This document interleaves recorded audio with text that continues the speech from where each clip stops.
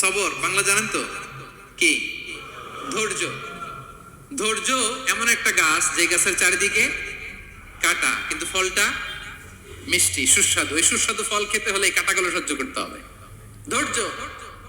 ছোট্ট ছেলে মেয়েদেরকে ননির পুতুল করে গড়ে তুলবেন না, খবরদার। ওদেরকে কষ্ট সহিষ্ণু করে গড়ে তুলবেন।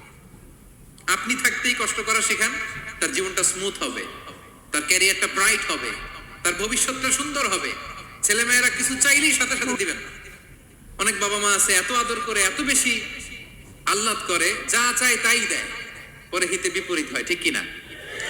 ছেলে মেয়েকে অভাব শেখান, ছেলে মেয়েকে কষ্ট শেখান, ওদেরকে সংগ্রাম শেখান, প্রতিকূল পরিবেশে কি করে টিকে থাকতে হয় এটার সবক শেখান। সেদিন লোকমান তাই করলেন, ছেলেরা সবর শিখাইলেন যে বাবা ধৈর্য ধারণ করো, আতঙ্কিত হবা না।